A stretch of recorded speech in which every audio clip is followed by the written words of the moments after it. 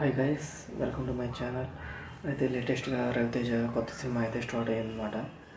హరీష్ శంకర్ డైరెక్షన్లో ఒక సినిమా అయితే స్టార్ట్ అయింది. ఆల్రెడీ వీళ్ళిద్దరి యొక్క కాంబినేషన్లోని మనం షాక్, మిరపకాయ లాంటి సూపర్ హిట్ సినిమాలు అయితే చూడటమే జరిగింది. అయితే షాక్ అయితే హిట్ అయితే కాదు, కానీ సినిమా అయితే బాగానే ఉంటుంది. అయితే వీరిద్దరి కలయికలోని వస్తున్నటువంటి మూడో చిత్రం అన్నమాట ఈ చిత్రం.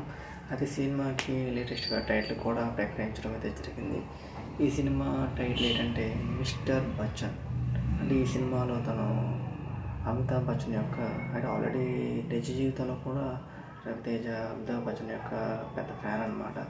అందువల్ల ఈ సినిమాలో కూడా అమితాబ్ బచ్చన్ యొక్క ఫ్యాన్గా అయితే నటిస్తున్నారని తెలుస్తుంది.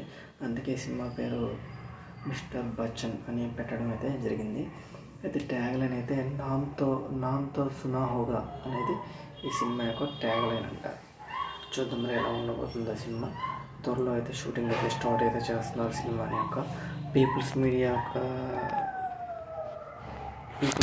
వారి యొక్క డైరెక్షన్ అయితే సినిమా అయితే రూపొందుతుంది. సారీ ఫర్ ఇలాంటి డిస్టర్బెన్స్ అప్పుడప్పుడు అవుతుంటాయి అన్నమాట. మరి ఏం చేస్తాం, మరి తప్పదు. ఓకేనా, అందరూ స్టాండ్లో కట్టాలి వీడియో చేయడానికి.